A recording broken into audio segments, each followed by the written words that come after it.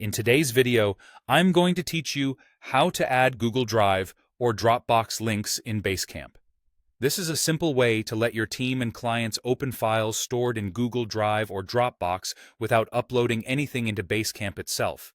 It keeps one source of truth, saves storage, and ensures everyone always sees the latest version. First, prepare a shareable link from your cloud service.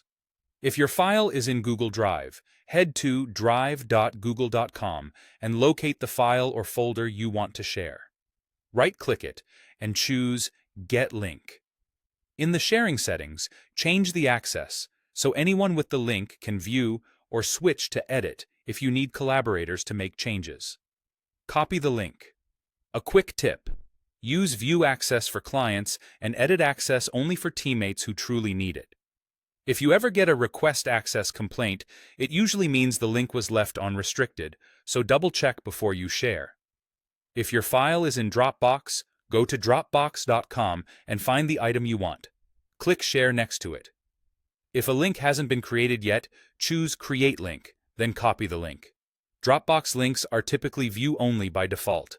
If your workflow requires editing, keep in mind that changes happen in Dropbox. The Basecamp link simply points people to that file. Once you've got the correct link, paste it into Basecamp wherever it makes sense. Open the project where you want to share the file, then go to the place you'll post it: message board, campfire chat, to-dos, or docs and files. Paste the Google Drive or Dropbox link directly into your message, comment, document, or to-do description. Add a brief note so people know what the link is and what you want them to do with it. Something like, Project Brief, View Only, or Spreadsheet, please update by Friday. Basecamp will keep the link clickable, and it fully supports external file links in docs and files, so you can keep your cloud documents neatly organized alongside your project materials.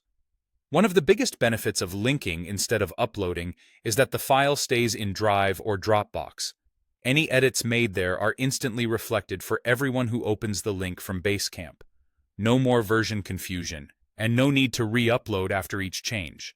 If someone can't open the file, first confirm they're using the correct link and that the sharing setting is set to anyone with the link. If your organization restricts access, make sure they're signed into the right account. That's it.